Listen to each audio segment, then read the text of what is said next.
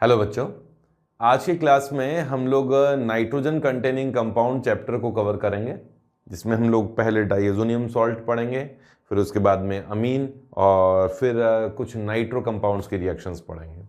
ठीक है, तो स्टार्ट करते हैं। फर्स्ट है benzene diazonium salt. Benzene diazonium salt मतलब है ये रहा PH, मतलब ये बेंजीन हुआ जिस पर N2 प्लस है और इसका ये कोई सॉल्ट होगा, क्लोराइड सॉल्ट या ब्रोमाइड सॉल्ट। मैंने ये जो स्ट्रक्चर बनाई है ये है बेंजीन डाइएजोनियम क्लोराइड की। इसका फॉर्मेशन का एक ही मेथड है जिसे डाइएजोटाइजेशन कहा जाता है, डाइएजोटाइजेशन। ठीक है, और फॉर्मेशन होता है डाइएजोनियम सॉल्ट का फॉर्मेशन होता है एरोमेटिक अमीन से, जो कि प्राइमरी अमीन होना चाहिए। एरोमेटिक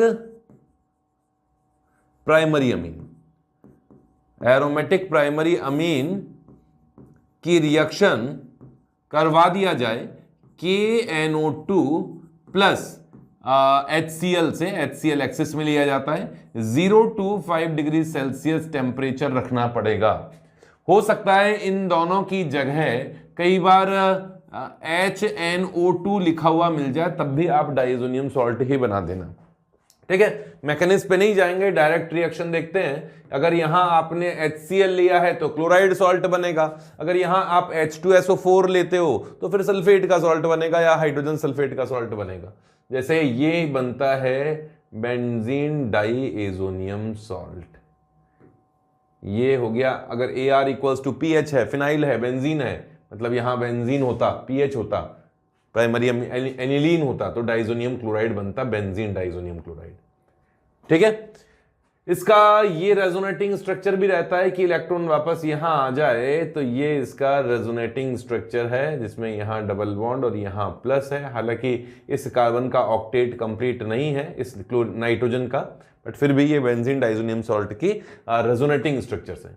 ये जो कंपाउंड है ये केवल 5 डिग्री सेल्सियस तक ही स्टेबल होता है, उससे ज्यादा टेम्परेचर तक स्टेबल नहीं होता।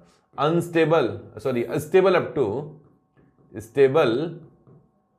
अप टू 5 डिग्री सेल्सियस, उससे ज्यादा टेम्परेचर पर स्टेबल नहीं होगा। उससे ज्यादा टेम्परेचर पर इससे नाइट्रोजन गैस रिलीज हो जाएगी और कोई ना कोई आगे रिएक्शंस होगी। ठीक है, तो फॉर्मेशन का तो ये एक ही मेथड है। नेक्स्ट से लेते हैं chemical reactions of benzene diazonium salt. Heading डाल लीजिए, chemical reactions of benzene diazonium salt.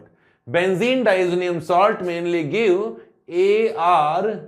ArSN1 reactions. ArSN1 reaction देता है ये। ArSN1 क्या होती है वो बता दूंगा। देखो रिएक्शन क्या है, ये बेंजीन डाइएजोनियम सॉल्ट जो है, एनायन मैंने इसमें यहां नहीं लिखा है, इसका टेम्परेचर कितने डिग्री सेल्सियस तक स्टेबल बताया? 5 डिग्री सेल्सियस तक, है ना, रूम टेम्परेचर से भी नीचे। लेकिन मैंने इसको हीट किया किसी न्यूक्लियोफाइल के साथ, तो न्यूक्लियोफाइल के साथ जब इसे हीट करते हैं तो ये नाइट्रोजन तुरंत बाहर निकलता है। ये न्यूक्लियोफाइल यहां जाके जुड़ेगा और बेंजीन पर ये न्यूक्लियोफाइल आकर जुड़ गया और नाइट्रोजन गैस बाहर निकली।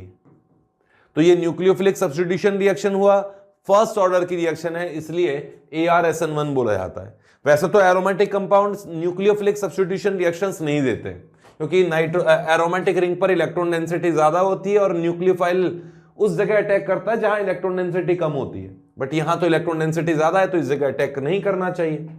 बट ArSN1 रिएक्शन कुछ इस प्रकार की रिएक्शन है, उसका मैकेनिज्म मैंने यहां लिखा है, क्योंकि ये 5 डिग्री सेल्सियस तक ही स्टेबल है, उससे ज्यादा टेम्परेचर तक ये स्टेबल नहीं होता। तो यहां से तुरंत नाइट्रोजन अपने इलेक्ट्रॉन्स को लेके बाहर निकल जाता है, क्योंकि नाइट्रोजन एक बहुत अच्छा लिविंग ग्रुप है। अगर यहां एलिफैटिक ग्रुप होता ना, तब तो नाइट्रोजन 5 डिग्री सेल्सियस तक स्टेबल भी नहीं होता, वो तो तुरंत निकलता ही निकलता है। अगर यहां एलिफैटिक ग्रुप होता, कोई AR की जगह R ग्रुप होता और डाइएजोनियम सॉल्ट होता, ये तो स्टेबल ही नहीं होता, 5 डिग्री सेल्सियस तक भी स्टेबल नहीं होता, ये तो 5 निकलेगा ही निकलेगा। लेकिन एरोमेटिक होता है तो फिर भी चलो ठीक है, 5 डिग्री सेल्सियस तक स्टेबल होता है, और यहां हीट करते ही तुरंत नाइट्रोजन गैस बाहर निकलेगी, जो कि एक बहुत ही बढ़िया लिविंग ग्रुप है। और एरोमेटिक रिंग पर पॉजिटिव चार्ज आ जाएगा। हालांकि कार्बन कार्बन डबल बॉन्ड पे पॉजिटिव चार्ज जैसे ये आया है वो स्टेबल नहीं होता है, फिर भी केवल इसी रिएक्शन में ये बनता देखा गया है, इसके अलावा किसी और रिएक्शन में बनता हुआ नहीं देखा गया। ये हाईली रिएक्टिव होगा, इसको जो भी मिलेगा सामने उससे रिएक्शन करने की कोशिश करेगा, चाहे वीक न्यूक्लियोफाइल आए चाहे स्ट्रॉन्ग न्यूक्लियोफाइल आए, भाई रिएक्शन कराओ जल्दी से, और ये दोनों आपस में कंबाइन हो जाएंगे, ये न्यूक्लियोफाइल जुड़ जाएगा एरोमेटिक रिंग से। ये इसकी आरडीएस होती है, रेट डिटरमाइनिंग स्टेप होती है। ये रिएक्शन केवल एल्काइल इस डाइजोनियम सॉल्ट की कॉन्सेंट्रेशन पर डिपेंड करती है, इसलिए इसे फर्स्ट ऑर्डर की रिएक्शन कहा गया है। ठीक है, अब इसमें जैसा भी न्यूक्लियोफाइल डालोगे, वाटर डालोगे तो वाटर का OH आके जुड़ जाएगा, HCl डालोगे तो Cl- आके जुड़ जाएगा। तो जैसे जैसे आप न्यूक्लियोफाइल डालोगे वैसे वैसे प्रोडक्ट्स बन जाएंगे। रिएक्शन से याद रखना बहुत आसान है इसके लिए, जैसे मैंने यहाँ रिएक्शंस लिख भी लिए, एक एक रिएक्शन को आसानी से समझाया जा सकता है और बहुत तसल्ली से समझने की कोशिश करना। यह है डाइजोनियम सॉल्ट, सबको मैंने हीट किया, यहां पर हीट करते ही तो नाइट्रोजन गैस निकलेगा और यहां पॉजिटिव चार्ज आ जाएगा। अब मैंने वाटर के प्रेजेंस में हीट किया तो वाटर जैसा एक वीक न्यूक्लियोफाइल का OH आके जुड़ेगा इस पॉजिटिव चार्ज पर, एरोमेटिक रिंग के इस पॉजिटिव चार्ज पर वाटर का एक वीक न्यूक्लियोफाइल आके जुड़ा और उसमें से HCl बाहर निकल गया, ये HCl बाहर निकलता है प्लस नाइट्रोजन गैस बाहर निकलती है। ठीक है, कौन बन गया? फिनॉल बन गया। फिनॉल बनाने का एक बहुत अच्छा मेथड है। अगर इसकी रिएक्शन HCl के साथ में कर दें, कॉपर की प्रेजेंस में हीट करें, तो Cl- न्यूक्लियोफाइल आएगा, नाइट्रोजन सब में बाहर निकलेगा, वो मैंने लिखा नहीं है। अगर आप इसकी रिएक्शन HBr के साथ कॉपर के प्रेजेंस में हीट करें तो यहां ये बना ब्रोमोबेंजीन बनेगा।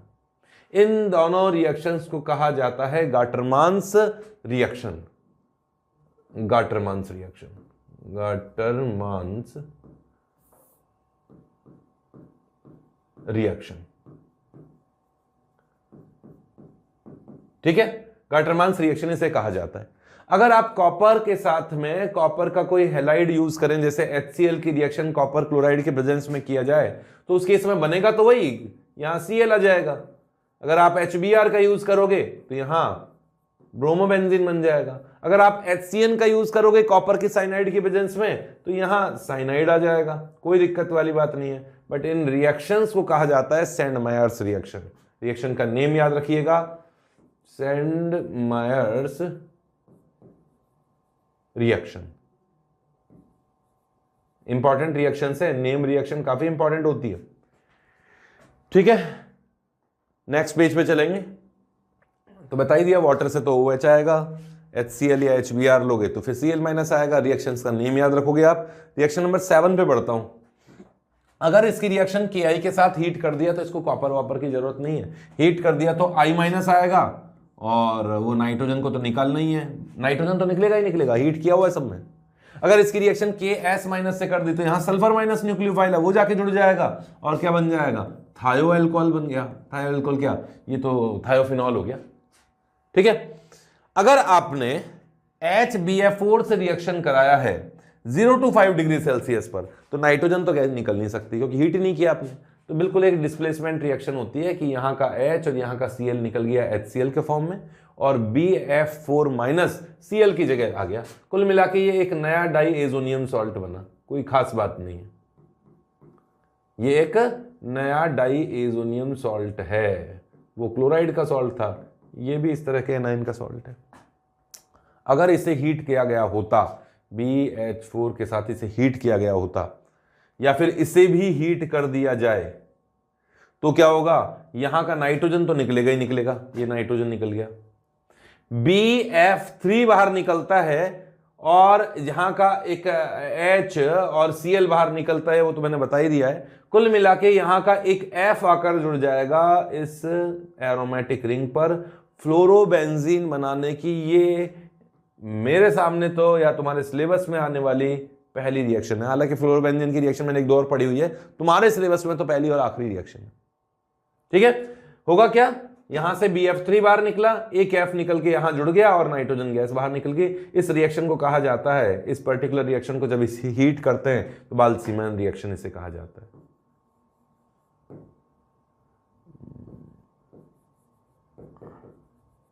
बाल्सीमैन्स रिएक्शन इसे कहा जाता है।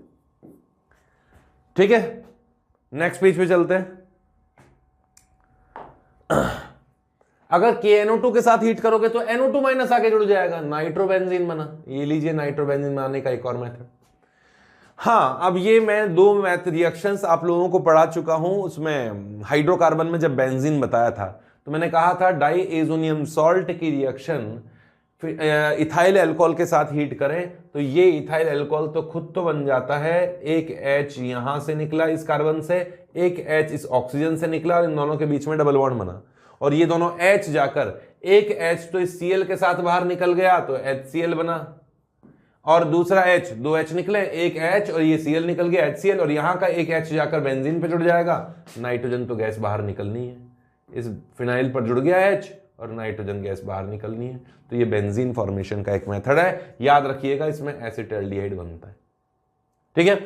ऐसे ही हाइपोफॉस्फोरस एसिड से जब रिएक्शन की जाती है तो हाइपोफॉस्फोरस एसिड से हीट करते हैं पहले, तो वो इसका H आकर जुड़ेगा, वाटर डाल दिया जाता है तो यहां भी बेंजीन बनती है, प्लस नाइट्रोजन गैस बाहर निकलती है, प्लस फॉस्फोरिक एसिड बनता है, प्लस फॉस्फोरिक एसिड बनता है, HCl भी बनेगा। ठीक है। अगर बेंजीन डाइजोनियम सॉल्ट की रिएक्शन बेंजीन के साथ किया जाए, NaOH के प्रेजेंस में हीट करें, तो यहां दो फिनाइल ग्रुप, इसका एरोमेटिक रिंग और इसकी एरोमेटिक रिंग आपस में जुड़ जाती है, बाइफिनाइल बनता है, नाइट्रोजन गैस वगैरह बाहर निकलेगी। इस रिएक्शन को कहा जाता है गैम्बर्ग्स रिएक्शन, गैम्बर्ग्स रिएक्शन।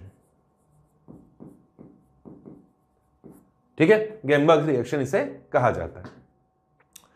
नेक्स्ट पेज पे बढ़ेंगे, कुछ रिएक्शन और हैं इसकी, रिडक्शन वगैरह रिएक्शन है सिंपल सी। चलो नेक्स्ट है reduction of diazonium salt. Benzene diazonium chloride का रिडक्शन अगर SnHCl के साथ में कर दिया जाए तो SnHCl के साथ में रिडक्शन करने पर यह बनता है फिनाइल हाइड्राजीन। क्या बना? Phenyl hydrazine. ठीक है। हाँ, इस पे एक H जुड़ गया, इस पे H जुड़ गया, सैचुरेटेड टाइप का कंपाउंड हो गया। सैचुरेटेड तो नहीं बोलूंगा, इन जगह नाइट्रोजन पे सैचुरेशन हो गया। बट इसकी रिएक्शन जिंक प्लस HCl के साथ में कर दी जाए तो उस केस में एनिलीन बनता है, NH2 रहता है और दूसरा नाइट्रोजन अमोनियम क्लोराइड के फॉर्म में बाहर निकलता है। एनिलीन बनाने का यहां पर जिंक के प्रेजेंस में होती है। Sn प्लस HCl अगर नाइट्रोबेंजीन में डालते हैं तो एनिलीन बनता है, बट डाइएजोनियम सॉल्ट में ये फिनाइल हाइड्राजीन बनाता है। ये इसमें इंपॉर्टेंट है। और इसकी आखिरी रिएक्शन आएगी कपलिंग रिएक्शन। नेक्स्ट रिएक्शन है इसकी कपलिंग रिएक्शन, तो हेडिंग डाल सकते हैं 16th रिएक्शन, आखिरी रिएक्शन है बेंजीन डाइएजोनियम सॉल्ट की कपलिंग रिएक्शन। अगर आपने बेंजीन डाइएजोनियम सॉल्ट, देखो मैंने उसमें ट्रिपल बॉन्ड नहीं लगाया है, ट्रिपल बॉन्ड होता है तो नाइट्रोजन पे पॉजिटिव चार्ज होता है, उसकी रेजोनेटिंग स्ट्रक्चर बनाइए। इस रेजोनेटिंग स्ट्रक्चर में ये वाला नाइट्रोजन एज ए इलेक्ट्रोफाइल काम करता है, इलेक्ट्रोफाइल के फॉर्म में काम करता है। टेम्परेचर गर्म तो करना ही नहीं है इसको, 0 to 5 डिग्री सेल्सियस पे हीट करना है, क्योंकि मैं चाहता हूं नाइट्रोजन गैस ना निकले। अगर बेंजीन डाइएजोनियम सॉल्ट की रिएक्शन किसी ऐसे एरोमेटिक कंपाउंड के साथ में करा दी जाए जिस पर एक Z ग्रुप हो, जिसका बहुत अच्छा प्लस M ग्रुप हो, जिसने अपनी ऑर्थो एंड पैरा पोजीशन पर इलेक्ट्रॉन डेंसिटी इंक्रीज कर रखी हो, और Z ग्रुप कौन कौन हो सकता है? O- हो सकता है, OH हो सकता है, NH2 हो सकता है, NHR हो सकता है, NR2 होता है। ये बहुत अच्छे लिविंग ग्रुप हैं, सॉरी बहुत अच्छे इलेक्ट्रॉन डोनेटिंग ग्रुप्स हैं। इन सभी का प्लस M बहुत अच्छा है, इलेक्ट्रॉन डेंसिटी इंक्रीज कर देते हैं ऑर्थो एंड पैरा पोजीशन पर। अब यहां ये एज ए इलेक्ट्रोफाइल अटैक करता है पैरा पोजीशन पर और H को निकाल देता है, इस H को निकाल देता है। यहां ये एज ए इलेक्ट्रोफाइल अटैक करेगा और इस H को बाहर निकाल देगा, H प्लस को। कहा जा सकता है ये एक SE रिएक्शन है, मींस इलेक्ट्रोफिलिक सब्स्टिट्यूशन रिएक्शन है। जैसे बेंजीन पे नाइट्रेशन होता है तो NO2 प्लस अटैक करता है, वैसे ही ये वाली रिएक्शन है, ये प्लस इलेक्ट्रोफाइल के फॉर्म में जाएगा, H को निकाल देगा। तो क्या प्रोडक्ट बनना चाहिए? तो इस Z की पैरा पोजीशन पर ये नाइट्रोजन डबल बॉन्ड नाइट्रोजन और ये इस तरह का कंपाउंड बनता है जिसे कहा जाता है एजोडाई। ठीक है। ओनली पैरा आइसोमर इसमें बनेगा, पैरा प्रोडक्ट। क्यों ऐसा क्यों हुआ? क्योंकि भाई ये इतना बड़ा ग्रुप है तो पैरा पोजीशन पर इसको स्टेरिक हिंड्रेंस नहीं लगेगा, ऑर्थो पोजीशन पर तो स्टेरिक हिंड्रेंस लगेगा, इस कारण से ये पैरा वाला प्रोडक्ट ही बनता है। ठीक है। अच्छा, अगर इसकी पैरा पोजीशन पर पहले से कोई ग्रुप मौजूद होता मिथाइल वगैरह, तो ये डाइजोनियम सॉल्ट फिर ऑर्थो पोजीशन पर आ सकता था, लेकिन अगर पैरा पे कोई ग्रुप नहीं है तो पहला प्रेफरेंस पैरा पोजीशन को ही देना है। एनिलीन में अगर ये रिएक्शन की जाए, मतलब इनमें अगर ये रिएक्शन की जाए इनमें से किसी में, तो ये एसिडिक मीडियम में रिएक्शन होती है। अगर फिनॉल में या फिनॉक्साइड में रिएक्शन की जाए तो ये बेसिक मीडियम में रिएक्शन होती है। ठीक है। यहां मैं कलर भी बता देता हूं, चलो आगे चलते हैं। ये लो, फिनॉल की रिएक्शन किया डाइजोनियम सॉल्ट से, तो मैंने कहा ना कौन से मीडियम चाहिए फिनॉल के लिए, एसिडिक मीडियम चाहिए, 8 to 9 बेसिक मीडियम चाहिए, 8 to 9 pH इसका होना चाहिए। ठीक है।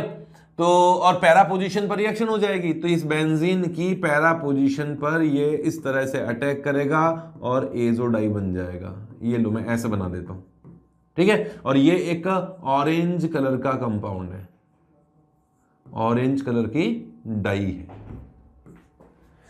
अगर एनिलीन के साथ रिएक्शन की जाए तो मैंने कहा ना कि एसिडिक मीडियम में रिएक्शन की जाती है, तो यहां पीएच करीबन 5-6 के आसपास रखा जाता है, तो ये नाइट्रोजन जाएगा, पैरा पोजीशन पर रिएक्शन करेगा और ये एजोडाई बनेगी पैरा पोजीशन पर, ये NH2 की पैरा पोजीशन पर N डबल बॉन्ड N और पीएच लगा दिया, ये एक रेडिश ब्राउन कलर की एजोडाई होती है। मैंने कहा कि ये रिएक्शन हाईली इलेक्ट्रॉन डेंसिटी वाली एरोमेटिक रिंग पे होती है। अब नाइट्रोजन तो एक इलेक्ट्रॉन विड्रॉइंग ग्रुप है, ये डाइजोनियम सॉल्ट के साथ रिएक्शन नहीं कर सकता, तो रिएक्शन कौन करेंगे, स्ट्रॉन्ग इलेक्ट्रॉन डोनेटिंग ग्रुप जो होंगे उनकी प्रेजेंस में ही ये कपलिंग रिएक्शन पॉसिबल हो सकती है। ठीक है, चलें आगे।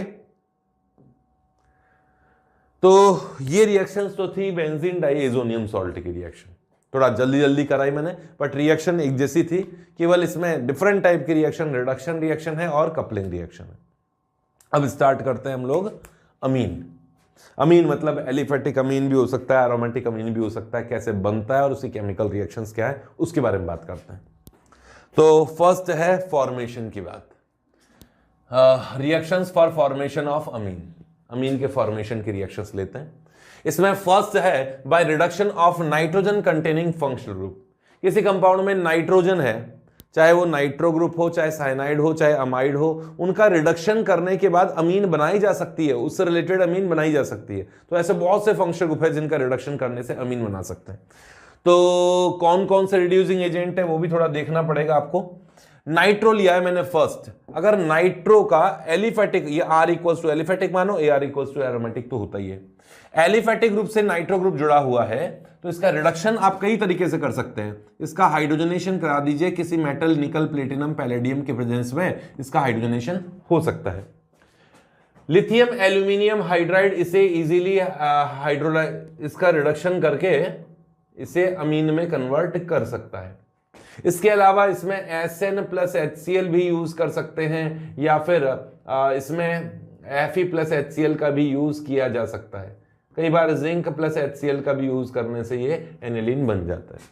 बट एरोमेटिक डाइजोनियम सॉल्ट हो तो लिथियम एल्युमिनियम हाइड्राइड का यूज नहीं करना। इसके अलावा तो इन सब का यूज कर सकते हैं। हाइड्रोजनेशन प्लस मेटल, निकल, प्लेटिनम, पैलेडियम, इसका यूज करो, चाहे आप SN प्लस HCl का यूज करो, या Fe प्लस HCl का यूज करो, या फिर जिंक प्लस HCl का यूज करो, है ना। इन सभी के प्रेजेंस में एनिलीन में इसका रिडक्शन होता है। लिथियम एल्युमिनियम हाइड्राइड रिडक्शन तो करता है लेकिन एनिलीन नहीं बनाता। लिथियम एल्युमिनियम हाइड्राइड अगर आपने एरोमेटिक नाइट्रो कंपाउंड से रिएक्शन किया तो इस तरह का एजो कंपाउंड बनता है, नाइट्रोजन नाइट्रोजन डबल बॉन्ड बनता है।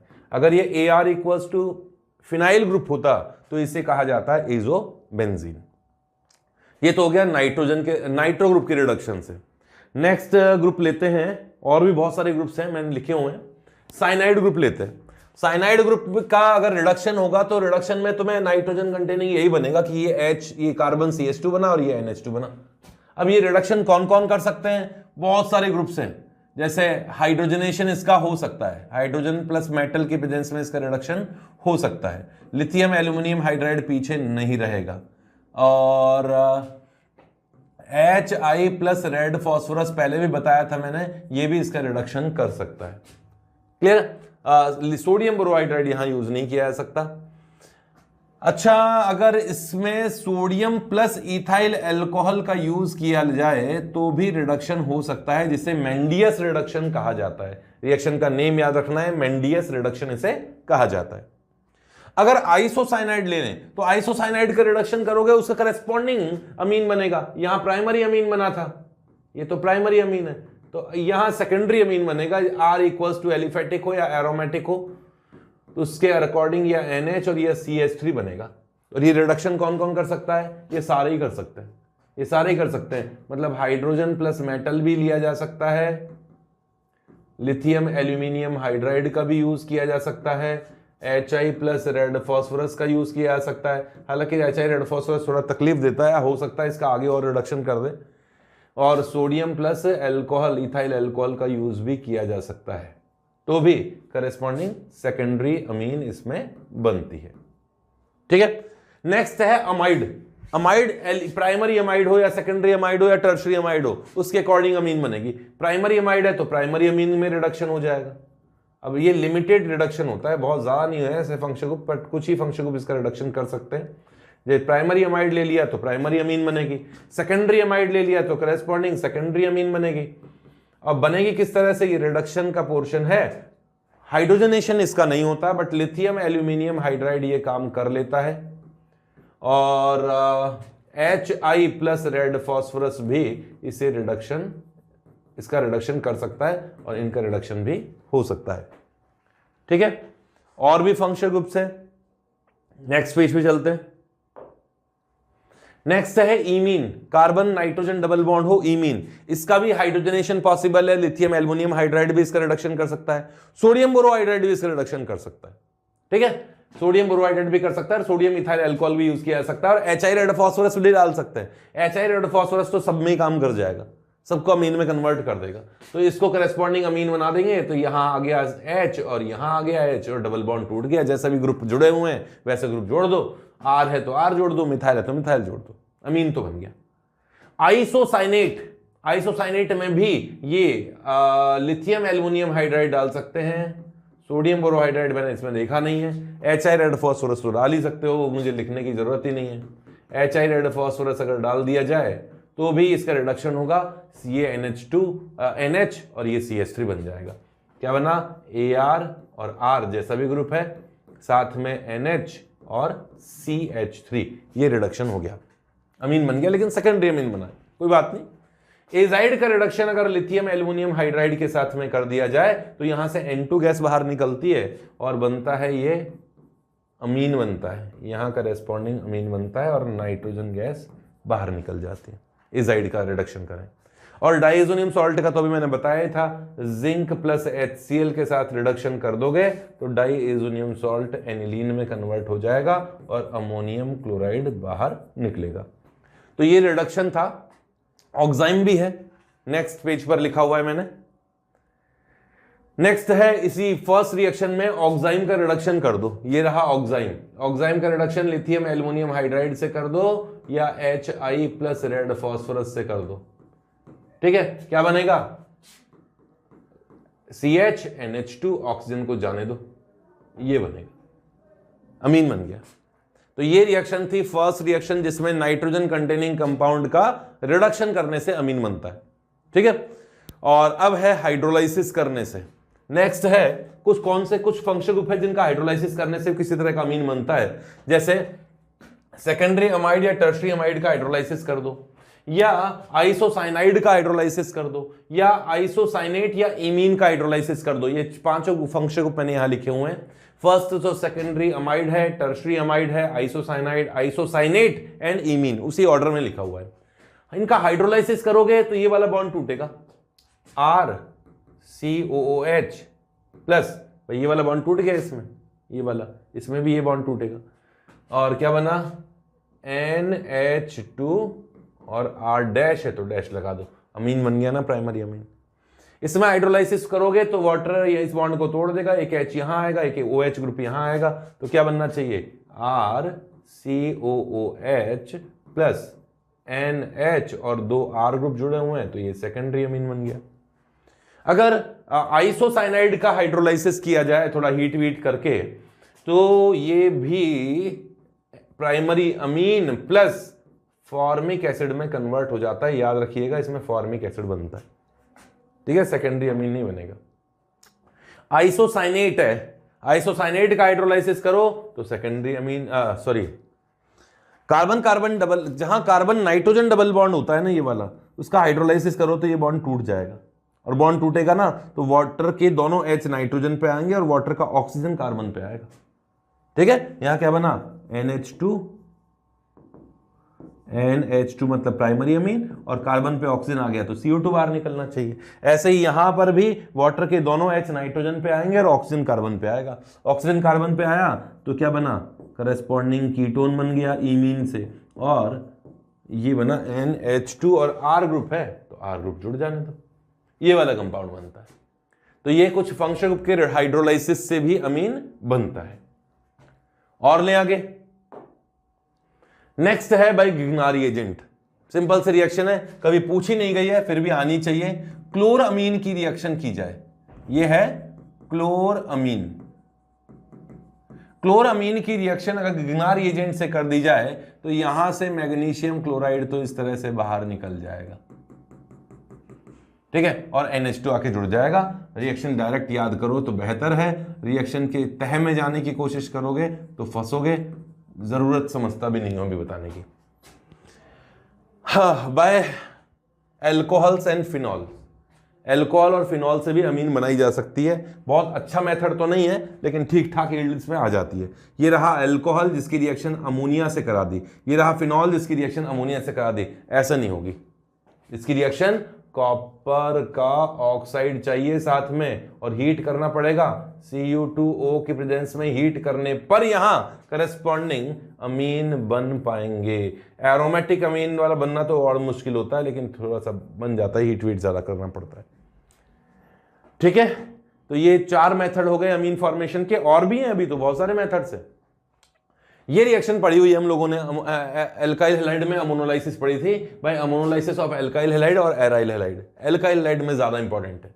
अगर एल्काइल हैलाइड ये प्राइमरी हो या सेकेंडरी हो और इसकी रिएक्शन अमोनिया से करा दी जाए, हीट कर दिया जाए तो SN2 रिएक्शन होती है और ये नाइट्रोजन का न्यूक्लियोफाइल यहां अटैक करता है और आयोडीन को बाहर निकालता है। कुल मिला के यहां से HI बाहर निकलता है। HI बाहर निकलेगा तो ये क्या बनेगा, करस्पॉन्डिंग प्राइमरी अमीन बना। लेकिन ये प्राइमरी अमीन खुद न्यूक्लियोफाइल है। ये न्यूक्लियोफाइल अगर एल्काइल हैलाइड आपने एक्सेस में ले रखा है तो बचे हुए एल्काइल हैलाइड पर ये प्राइमरी अमीन रिएक्शन कर सकता है, और ये प्राइमरी अमीन की रिएक्शन बचे हुए एल्काइल हैलाइड पे होगी तो एक H यहां से और आयोडीन निकलेगा, HI का मॉलिक्यूल बाहर निकलेगा और क्या बन जाएगा, सेकेंडरी अमीन। अब ये सेकेंडरी अमीन पीछे थोड़ी ना रहेगा, सेकेंडरी अमीन भी न्यूक्लियोफाइल की तरह वहां रिएक्शन कर जाए तो एक और HI का मॉलिक्यूल बाहर निकल जाएगा और टर्शरी अमीन बन जाएगा। अब ये भी कहता है कि भैया मैं इतना बड़ा हूं लेकिन रिएक्शन तो कर सकता हूं, तो ये नाइट्रोजन भी रिएक्शन करके क्वाटरनरी सॉल्ट बना देगा।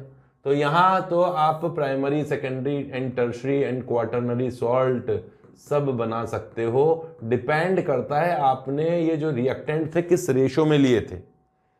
अगर आपने अमोनिया ज्यादा अमाउंट में लिया होता तो प्राइमरी अमीन ज्यादा बनता, अगर एल्काइल हैलाइड ज्यादा अमाउंट में लिया जाता है तो क्वाटरनरी सॉल्ट बनता है, ज्यादा बनता है, ठीक है। तो मिक्सचर ऑफ अमीन बनेगी, प्राइमरी, सेकेंडरी एंड टर्शरी, तीनों के बनाने का ये मेथड है। अगर एरोमेटिक हैलाइड लिया गया है उस केस में यहां डायरेक्ट रिएक्शन करोगे तो बड़ा मुश्किल है अमोनिया के साथ में। अमोनिया के साथ अभी बताऊंगा, इसके साथ रिएक्शन करो सोडियम अमाइड के साथ अमोनिया के प्रेजेंस में, तो यहां अमाइड के प्रेजेंस में हीट करते हैं तो NH2- हिम्मत करके जाके रिएक्शन कर लेता है। वैसे एरोमेटिक रिंग पर न्यूक्लियोफाइल अटैक करना मुश्किल होता है लेकिन आपने कंडीशन ऐसे लगा रखी है, बहुत अच्छा न्यूक्लियोफाइल डाल रखा है तो ये NH2- जाके रिएक्शन करता है, Cl को निकाल देता है और एनिलीन इसमें बन जाती है। अमोनिया डालते हैं ना जैसे यहां, वैसे यहां अमोनिया डालने से रिएक्शन हो सकती है लेकिन कॉपर का ऑक्साइड चाहिए तो ये अमोनिया जाके रिएक्शन करेगा, HCl का मॉलिक्यूल बाहर निकलेगा। अगर आपने अमीन लिया है कोई बात नहीं, यहां से भी HCl का मॉलिक्यूल बाहर निकलेगा, कॉपर ऑक्साइड होना चाहिए हाई टेम्परेचर पे तो करस्पॉन्डिंग अमीन बन जाएगा। जैसे यहां बन जाएगा, यहां N, H और R, ठीक है, इस तरीके से अमीन बन सकती हैं अमोनोलाइसिस से भी। और भी रिएक्शंस हैं, यहां तक आप लिख सकते हैं। चलें आगे। नेक्स्ट है बाय गैब्रियल थैलिमाइड सिंथेसिस। ये केवल प्राइमरी एलिफेटिक अमीन बना सकती है, एरोमेटिक अमीन नहीं बना सकती। रिएक्शन क्या है? ये है थैलिक एसिड। बेंजीन पे दो ऑर्थो पोजीशन पे COOH ग्रुप जुड़े हुए हैं, phthalic acid. Phthalic acid, phthalic acid को अगर हीट किया जाए, केवल हीट किया जाए, तो यहां से H2O का मॉलिक्यूल बाहर निकलता है और ये बन जाता है अमाइड। कैसा अमाइड? ऐसा phthalimide. C double bond O C double bond O और ये थैलेमाइड बनता है। ठीक है, अगर इसको अमोनिया की एक्सेस में अमोनिया डाल के रिएक्शन कर जाए तो अमोनिया क्या करेगा? यहां से H2O का मॉलिक्यूल निकालेगा, यहां से H2O का मॉलिक्यूल निकालेगा, और कार्बोक्सिलिक एसिड की रिएक्शन अमोनिया से होती है तो अमाइड बनता है। ये लीजिए अमाइड बन जाएगा दोनों पोजीशन पे, ये डाई अमाइड बना, जिसे थैलिक अमाइड कहा जाता है। ये थैलिक एनहाइड्राइड है, ये थैलिक अमाइड है। ठीक है, ये है थैलिक, एक मिनट, थैलिक अमाइड और यह है थैलिक एनहाइड्राइड। नेक्स्ट, अगर इसे हीट किया जाए तो यहां से और अमोनिया बाहर निकल सकती है। अमोनिया बाहर निकलेगी तो क्या बन जाएगा? ये इस तरह का अमाइड बनता है, C double bond O C double bond O और NH, ये है थैलिमाइड। और अगर इस एनहाइड्राइड को भी वाटर अमोनिया के साथ हीट किया जाए तो यहां के 2H और ऑक्सीजन बाहर निकलेगा, तो भी ये बनेगा थैलिमाइड। थैलिमाइड, स्पेलिंग सही कर लेना, वहां पे मैंने गलत लिख दिया, थैलिमाइड। इस थैलिमाइड का ये जो H है ये एसिडिक है, ये और आगे रिएक्शन करता है। इसमें बेस डाल दोगे तो इस पेज पर आया नहीं, इसलिए मैंने नेक्स्ट पेज पर लिख रखा है, तो यहां तक तो लिख लो जल्दी से। नेक्स्ट पेज पे चलते हैं। इस थैलिमाइड की रिएक्शन अब करा दी जाती है किसी बेस के साथ। यहां का H एसिडिक था, इसकी रिएक्शन की गई किसी बेस के साथ। बेस ने इस एसिडिक H को निकाला, जैसे KOH से रिएक्शन किया तो OH माइनस ने H प्लस को निकाला और N माइनस बना। अब N माइनस तो न्यूक्लियोफाइल है। अब इस न्यूक्लियोफाइल की रिएक्शन की जाती है किसी एल्काइल हैलाइड के साथ। ये प्राइमरी हो तो बहुत अच्छा, सेकेंडरी हो तो चल जाएगा, टर्शरी नहीं होना चाहिए क्योंकि ये SN2 रिएक्शन है। तो न्यूक्लियोफाइल, ये नाइट्रोजन जाएगा, इस पे अटैक करेगा, इस X को बाहर निकाल देगा। ठीक है, तो क्या बनना चाहिए?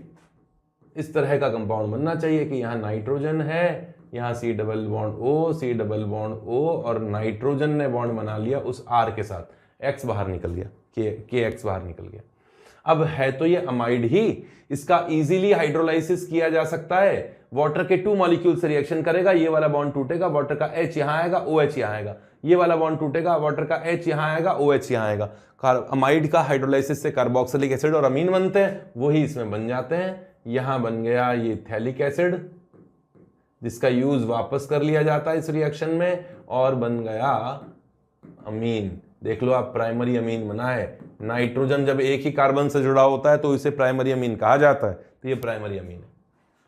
क्लियर है? यहां R इक्वल्स टू एलिफेटिक ही होना चाहिए। अगर R इक्वल्स टू एरोमेटिक हुआ तो SN2 रिएक्शन नहीं हो पाती उस पर। अगर यहां ये एरोमेटिक रिंग हुआ तो मैंने आपको बताया है ना कि इस पर रिएक्शन नहीं होती है। एरोमेटिक रिंग पर न्यूक्लियोफाइल अटैक करना बड़ा मुश्किल काम है।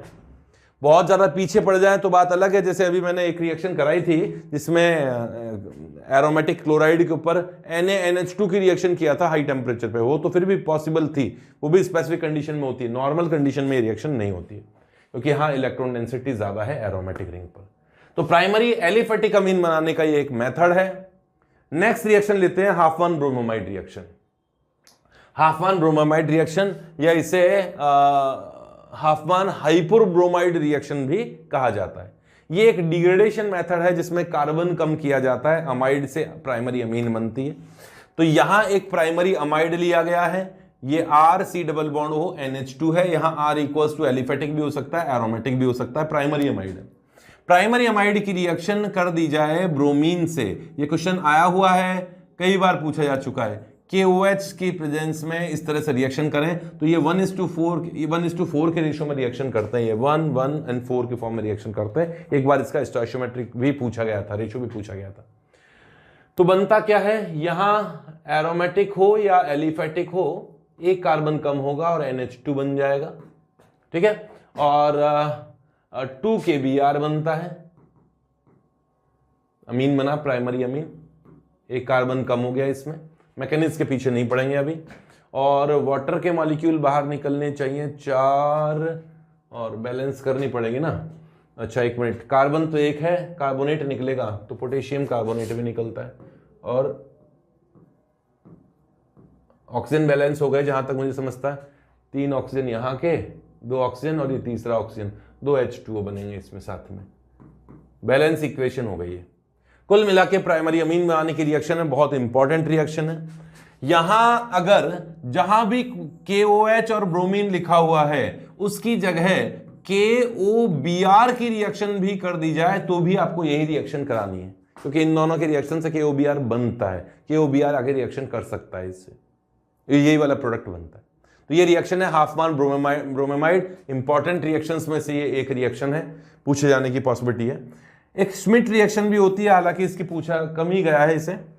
प्राइमरी अमीन अमाइड हो, प्राइमरी कार्बोक्सिलिक एसिड की बात है, ये AR और R कोई भी हो सकता है, कार्बोक्सिलिक एसिड है। इस कार्बोक्सिलिक एसिड की रिएक्शन HN3 के साथ में किया जाए, जिसे हाइड्राजोइक एसिड कहा जाता है, हाइड्राजोइक एसिड कहा जाता है। हाइड्राजोइक एसिड की रिएक्शन की जाती है, कॉन्सेंट्रेटेड H2SO4 के प्रेजेंस में इसे हीट किया जाता है, इसमें भी कार्बन कम होता है। यहां H2O का मॉलिक्यूल बाहर निकलता है, नाइट्रोजन निकलता है, कुल मिला के जो फाइनल रिएक्शन होती है उसमें बनता है AR या R जैसा भी ग्रुप है और NH2, एक कार्बन कम हो गया, CO2 गैस बाहर निकलती है इसमें, और H2O प्लस नाइट्रोजन गैस बाहर निकलती है, ठीक है। यहां भी कार्बन कम करने का मेथड है, ज्यादा इंपॉर्टेंट रिएक्शन नहीं है, लेकिन यहां तीनों एसिड है, देखो ये मजे की बात है, कार्बोक्सिलिक एसिड, हाइड्रोजोइक एसिड और सल्फ्यूरिक एसिड, ठीक है। चले नेक्स्ट रिएक्शन पर। तो मेन रिएक्शन तो यही है जिससे बनती है ये रिएक्शन, ठीक है। तो ये रिएक्शंस थी फॉर्मेशन ऑफ अमीन की रिएक्शन। अब chemical reactions of primary amine, secondary amine लेंगे, केमिकल रिएक्शंस, उसमें से काफी रिएक्शंस तो हम लोगों ने पढ़ रखी है पहले से ही। हेडिंग डाल लीजिए केमिकल रिएक्शंस। इसमें मैंने इसको 2 कैटेगरीज में डिवाइड किया है। ए सेक्शन में वो रिएक्शंस लेंगे जो एलिफेटिक अमीन्स भी दे सकते हैं और एरोमेटिक अमीन भी दे सकते हैं। बी सेक्शन में मैं केवल एरोमेटिक अमीन की रिएक्शन लूंगा, ठीक है।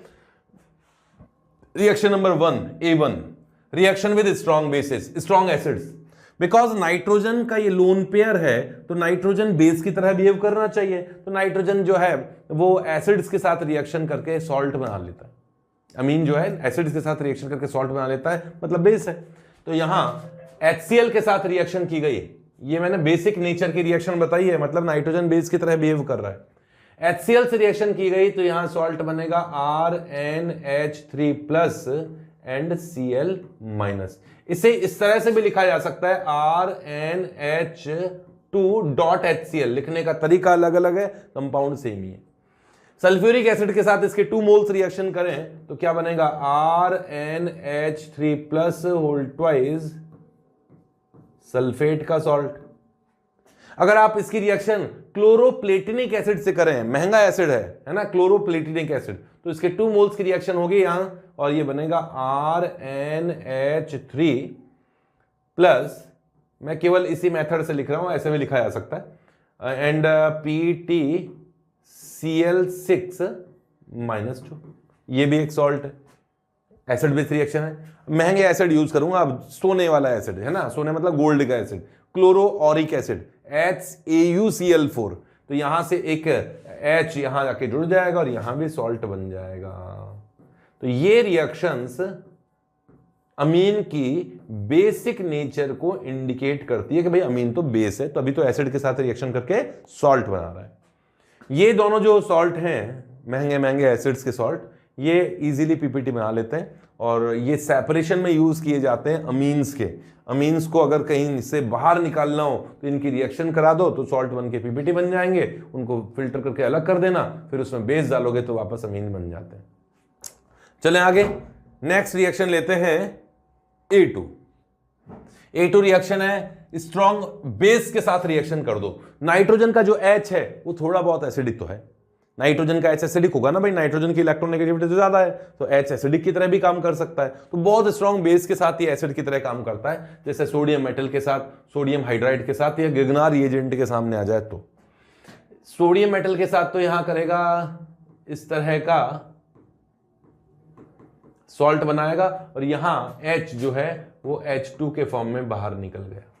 ये सोडियम हाइड्राइड से रिएक्शन करें तो इसका H माइनस इसके H+ को निकाल ले जाता है, सॉल्ट यही बनेगा और H2 का मॉलिक्यूल बनेगा।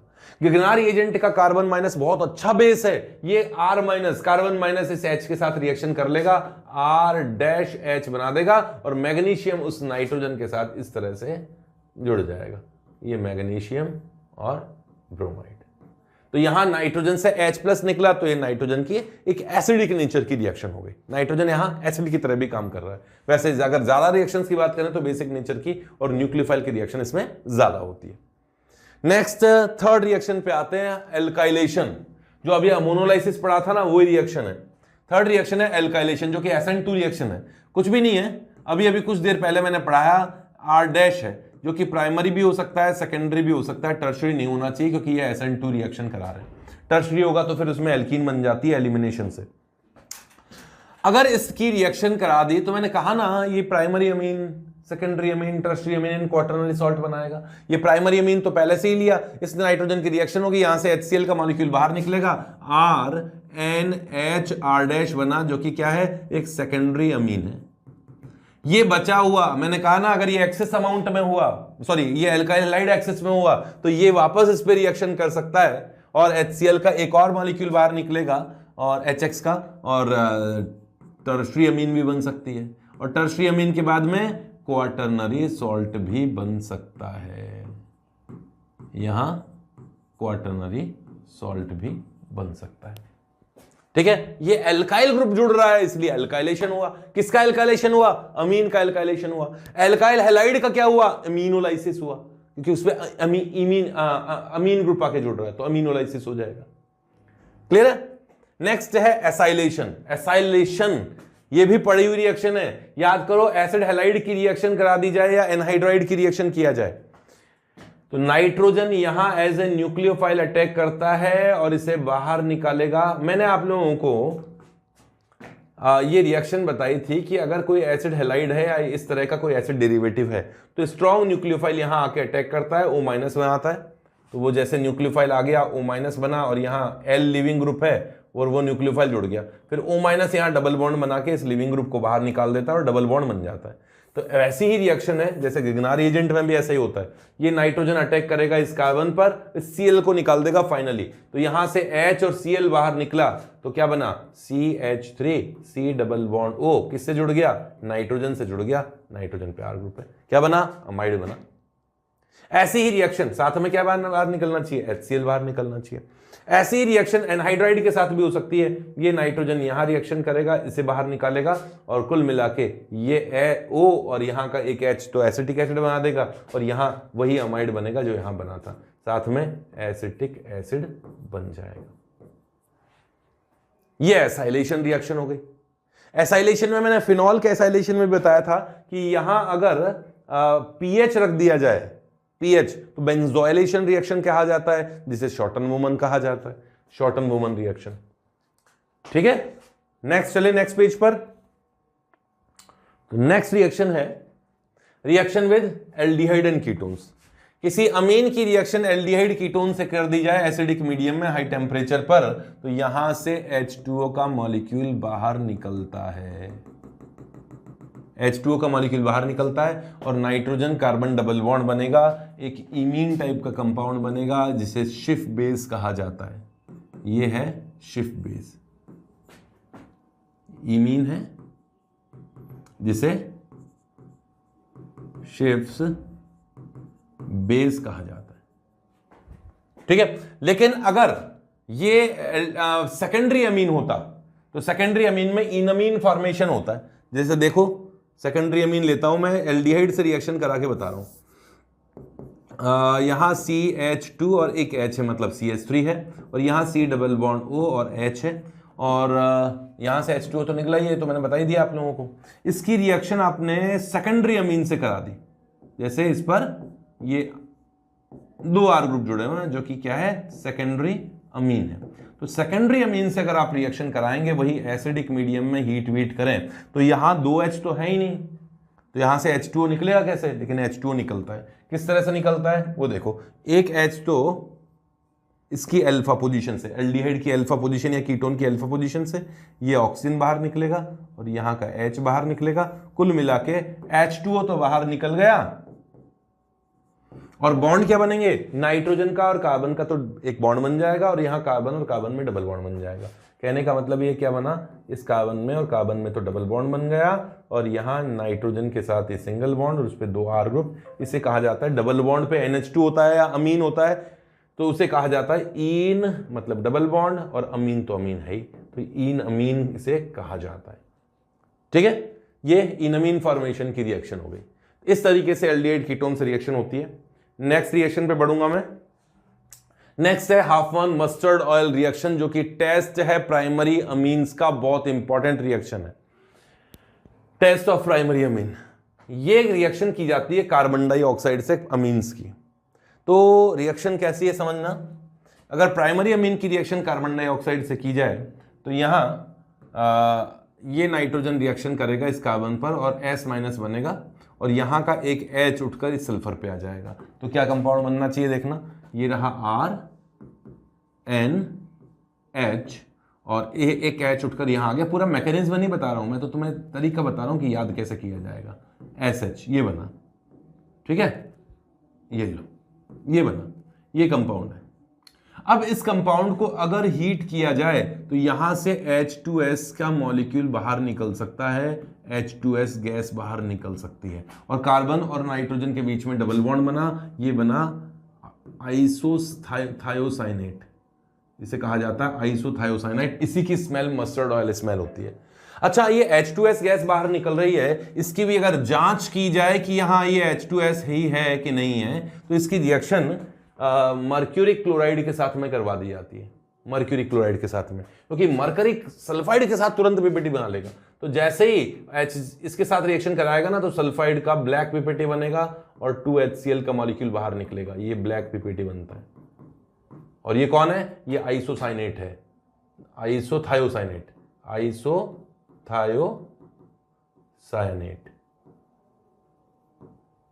ठीक है, इसकी स्मेल मस्टर्ड ऑयल स्मेल है, मस्टर्ड ऑयल स्मेल होती है। ये टेस्ट आ जाएगा प्राइमरी अमीन का। अब क्या सेकेंडरी अमीन के भी लिए होगा क्या, सेकेंडरी अमीन से रिएक्शन जरूर होती है कार्बन डाइसल्फाइड की, लेकिन स्मेल नहीं आती, कोई पीपीटी नहीं बनता।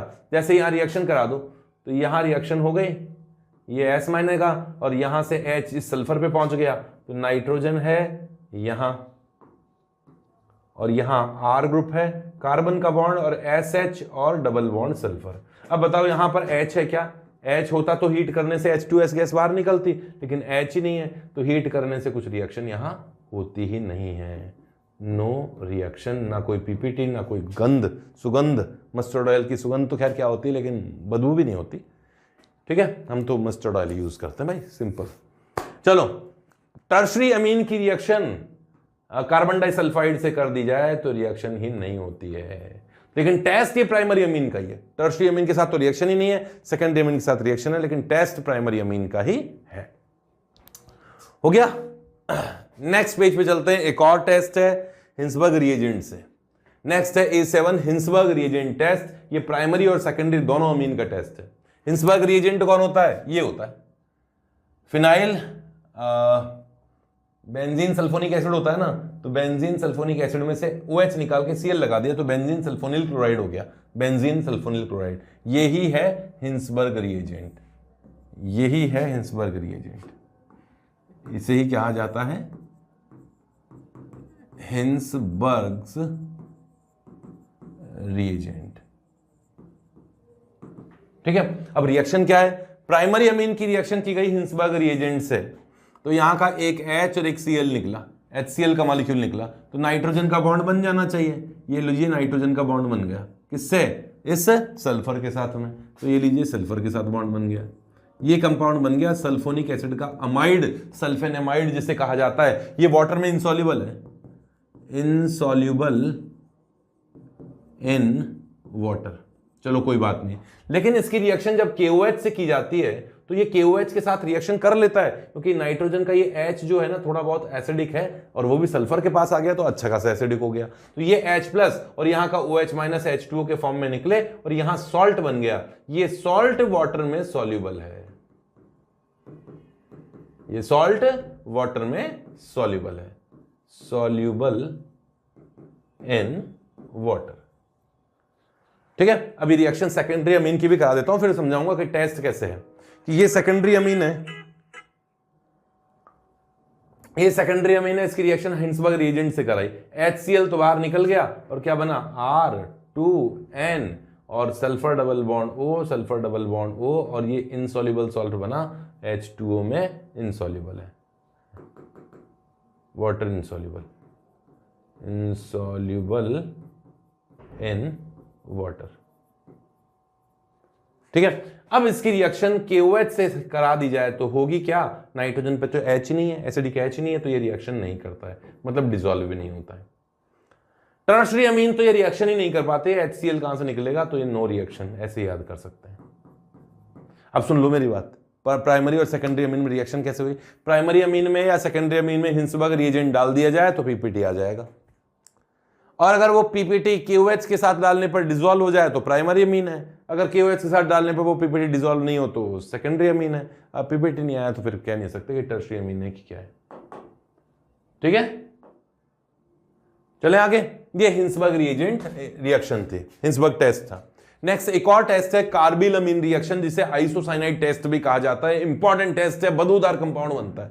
अगर प्राइमरी अमीन की रिएक्शन, जो कि एलिफेटिक भी हो सकता है, एरोमेटिक भी हो सकता है, कैसा भी हो, अगर प्राइमरी अमीन की रिएक्शन आप कर दें क्लोरोफॉर्म से CHCl3 से KOH की प्रेजेंस में, तो यहां बनता है R, या जो एरोमेटिक हो तो कोई दिक्कत नहीं है, आइसोसाइनाइड कंपाउंड बनेगा। बैलेंस करूं अगर इक्वेशन को तो इसमें 3KCl बनेगा, कुछ H2O के मॉलिक्यूल निकलने चाहिए, 3H2O इसमें बाहर निकलेंगे, ये बना आइसोसाइड हाइनाइड। ये फाउल स्मेलिंग कंपाउंड है, बदबूदार कंपाउंड है, इसकी बदबू से पता पड़ जाता है कि हाँ भाई कोई आइसोसाइनाइड किसी ने बनाया, और वो आइसोसाइनाइड बनाने वाला कौन होगा, प्राइमरी अमीन होगा।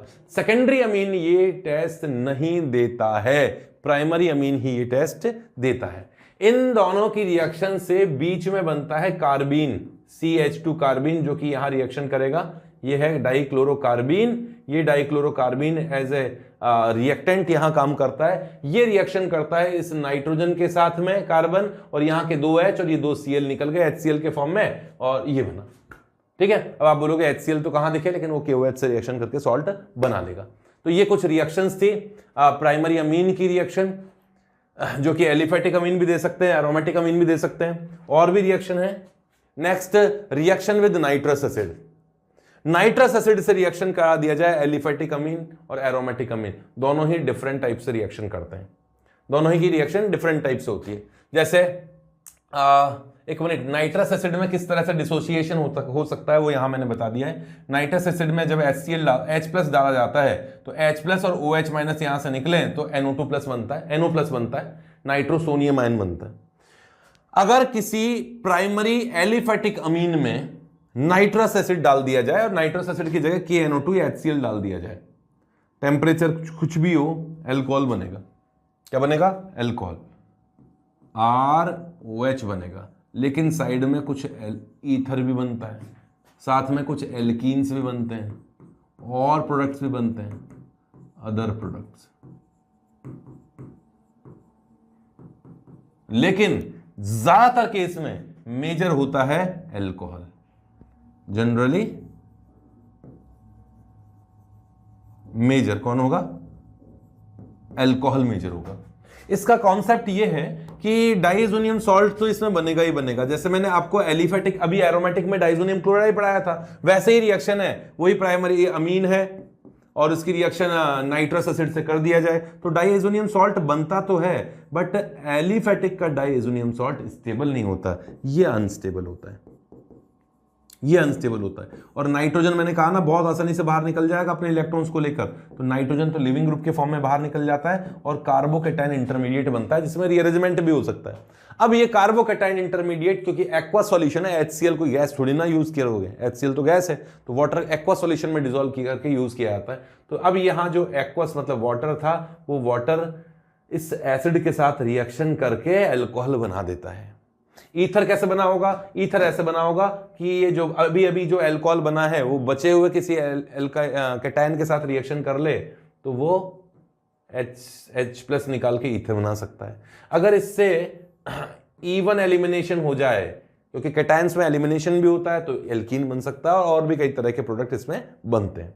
सीधे हो गया प्राइमरी अमीन के साथ रिएक्शन। अगर प्राइमरी अमीन में एलिफेटिक की जगह एरोमेटिक ले लिया जाए तो आपको बता ही दिया मैंने कि क्या बनेगा, डाइएजोनियम सॉल्ट बनेगा। अगर एरोमेटिक प्राइमरी अमीन हो, एरोमेटिक प्राइमरी अमीन हो, तो अब ये चीज तो रिपीट हो गई, आज ही क्लास में लिया है। तो नाइट्रस एसिड से अगर लो टेम्परेचर पर रिएक्शन किया जाए ना 0 to 5 डिग्री सेल्सियस पर, तो करस्पॉन्डिंग डाइएजोनियम सॉल्ट बनेगा। और अगर हीट कर दिया जाए तो भाई डाइएजोनियम सॉल्ट बनने के बाद भी क्या होगा, हीट कर दिया, वाटर तो होगा ही होगा, तो वाटर तो होगा तो फिर इसके साथ रिएक्शन करके करस्पॉन्डिंग फिनॉल इसमें बन सकता है, इसमें फिनॉल बन जाएगा। ठीक है, तो ये रिएक्शंस हैं प्राइमरी अमीन की रिएक्शन, और वो भी एलिफेटिक ए सेक्शन की रिएक्शन है। ए सेक्शन की रिएक्शन शायद खत्म हो चुकी है, अब एरोमेटिक रिएक्शंस पे आएंगे। नेक्स्ट बी सेक्शन की रिएक्शन है reaction of only aromatic amines. केवल एरोमेटिक अमीन्स जो रिएक्शन देते हैं वो रिएक्शंस की बात करेंगे। सबसे पहली है कपलिंग रिएक्शन। ये मैंने अभी अभी आपको बता ही दी है कि अगर कोई एरोमेटिक अमीन है, ये एरोमेटिक रिंग से जुड़ा हुआ कोई NH2 ग्रुप है या NHR ग्रुप है, इसकी रिएक्शन डाइएजोनियम सॉल्ट से करा दी जाए, एसिडिक मीडियम में कि बेसिक मीडियम में? एसिडिक मीडियम में, है ना, थोड़ा बहुत एसिड इसमें डाला जाता है। पीएच कितना बताया था एसिडिक मीडियम का? 5 से 6 pH के आसपास ये रिएक्शन की जाती है। तो कपलिंग रिएक्शन होती है, 0 डिग्री सेल्सियस पर ही रिएक्शन करोगे, हीट नहीं करोगे, तो यहां से एक H और यहाँ का Cl बाहर निकलेगा और रेडिश ब्राउन कलर की एजो डाई बनेगी, जो कि अभी कुछ देर पहले ही आपको मैंने बताई थी। रेड ब्राउन एजो डाई, ये एजो डाई कहलाती है। ठीक है, नाइट्रेशन अगर कर दिया जाए, एनिलीन का नाइट्रेशन करें, तो नाइट्रेशन याद करो, बेंजीन का नाइट्रेशन करने के लिए क्या यूज करते थे? Nitric acid. तो यहां भी रिएक्शन होगी, जैसे कि मैंने एनिलीन का नाइट्रेशन किया, एनिलीन का, एरोमेटिक अमीन की बात कर रहे हैं, तो ये +M ग्रुप है, इसने ऑर्थो एंड पैरा पोजीशन पर इलेक्ट्रॉन डेंसिटी बढ़ा रखी है, तो ऑर्थो एंड पैरा पोजीशन पर ही इसमें रिएक्शन होगी। एक मिनट, हाँ, तो इसके ऑर्थो एंड पैरा पोजीशन पर इलेक्ट्रॉन डेंसिटी ज्यादा होती है, तो electrophile ortho and para position पर रिएक्शन करेगा। याद करो बेंजीन में भी नाइट्रेशन के लिए यूज किया था sulphuric acid and nitric acid, तो वही यहां यूज कर सकते हैं, सल्फ्यूरिक एसिड और नाइट्रिक एसिड यहां यूज किए जा सकते हैं। जा सकते हैं क्या? जाएंगे। अच्छा, इसमें ये लो, ये यूज कर लिया गया नाइट्रिक एसिड, है ना। तो इसमें प्रोडक्ट कौन से बनने चाहिए? ऑर्थो एंड पैरा प्रोडक्ट ज्यादा बनने चाहिए। एनिलीन की ऑर्थो एंड पैरा पोजीशन पे नाइट्रेशन होना चाहिए, तो ये पैरा प्रोडक्ट बन गया। लेकिन देखा गया कि पैरा ऑर्थो के साथ साथ में एक अच्छी खासी अमाउंट में मेटा प्रोडक्ट भी बनता है, मेटा पोजीशन पर भी नाइट्रेशन होता है, और इसका परसेंटेज भी आप लोगों को याद रखना चाहिए। करीबन 51% के आसपास तो ये बनता है, और 47% ये बनता है, और 2% ये बनता है। NCERT में लिखा हुआ परसेंटेज है। इसमें ऑर्थो प्रोडक्ट बन जाए ठीक है, मेटा प्रोडक्ट, पैरा प्रोडक्ट बन जाए ठीक है, लेकिन मेटा प्रोडक्ट क्यों बना? ये तो ऑर्थो पैरा डायरेक्टिंग है। इसका रीजन ये है कि क्योंकि एसिडिक मीडियम में रिएक्शन कराते हैं, तो एसिडिक मीडियम में यहाँ एक इक्विलिब्रियम भी चलता है, जो कि H+ एब्जॉर्ब करके ये एनिलीनियम आयन भी बना देता है। तो इस सॉल्यूशन में केवल एनिलीन ही नहीं है, एनिलीनियम आयन भी है। ये एक इलेक्ट्रॉन विड्रॉइंग ग्रुप है जिसका माइनस आई इफेक्ट बहुत अच्छा होता है, ये मेटा डायरेक्टिंग है, और इसकी प्रेजेंस के कारण जब इसके मॉलिक्यूल्स पर नाइट्रेशन होता है तो मेटा प्रोडक्ट अच्छी खासी अमाउंट में दिखाई देता है। परसेंटेज वैल्यूज आप लोगों को याद रखनी पड़ेगी, ठीक है। ये क्वेश्चन भी कई बार पूछा जा चुका है। नेक्स्ट है सल्फोनेशन, एनिलीन का सल्फोनेशन। अगर एनिलीन की रिएक्शन सल्फ्यूरिक एसिड के साथ में कर दी जाए, कॉन्सेंट्रेटेड H2SO4 के साथ में कर दी जाए और हीट ना किया जाए, रूम टेम्परेचर पर रिएक्शन कर दी गई, तो उस केस में सिंपल एसिड बेस रिएक्शन होगी। एनिलीन वाटर सल्फ्यूरिक एसिड से H+ एब्जॉर्ब कर लेगा। अभी मैंने अब आपको बताया ही था ये रिएक्शन होनी चाहिए, एसिड की रिएक्शन बेस से कराओगे तो यही तो रिएक्शन होगी, HSO4। लेकिन अगर सल्फ्यूरिक एसिड के साथ इसे हीट किया गया होता तो ये कॉन्सेंट्रेटेड H2SO4 के साथ हीट करने पर सल्फोनेशन देता है, ऑर्थो पैरा पोजीशन पर देना चाहिए, लेकिन पैरा वाला प्रोडक्ट ज्यादा स्टेबल, ज्यादा अमाउंट में बनता है, मेजर प्रोडक्ट पैरा होगा। इसे भी अगर हीट किया जाए तो यहां से भी H2O का मॉलिक्यूल बाहर निकलेगा और सल्फोनेशन इसकी पैरा पोजीशन पर हो जाएगा। इस एसिड को कहा जाता है सल्फेनिलिक एसिड, सल्फेनिलिक एसिड। ये सल्फेनिलिक एसिड एक इंट्रामॉलिक्युलर एसिड बेस रिएक्शन कर सकता है, इंट्रामॉलिक्युलर एसिड बेस रिएक्शन, क्योंकि इसके मॉलिक्यूल में एसिड भी है और बेस भी है। तो ये H+ जो कि एसिड का है, इस बेस पर नाइट्रोजन के लोन पेयर पर चला गया, इंट्रामॉलिक्युलर रिएक्शन हुई और एक तरह से इसी मॉलिक्यूल में यहां NH3+ बन गया और यहां HSO3- बन गया। इसे कहा जाता है ज्विटर आयन ऑफ सल्फेनिलिक एसिड। ये बना है ज्विटर आयन। तो ये कुछ रिएक्शंस हैं मैंने जो कि अमीन सेक्शन की इस पोर्शन में कवर करा दिए। नेक्स्ट सेक्शन में, नेक्स्ट क्लास में हम लोग नाइट्रो कंपाउंड्स की रिएक्शन एंड साइनाइड कंपाउंड की रिएक्शन लेंगे और इससे रिलेटेड क्वेश्चंस भी कवर करेंगे, ठीक है। ओके।